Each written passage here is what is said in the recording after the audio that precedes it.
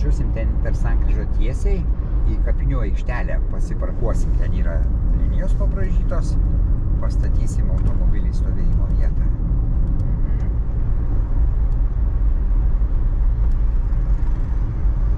Ir čia jau dabar dešinę? Tiesiai. Gerai. Ai, štai čia tiesiai. Jo, tiesiai. Kapinės.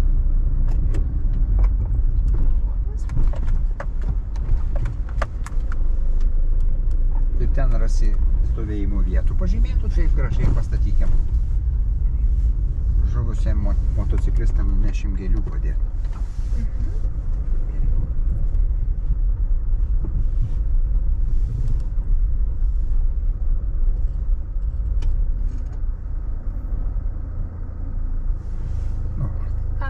Puiku, pradėjom gėlės.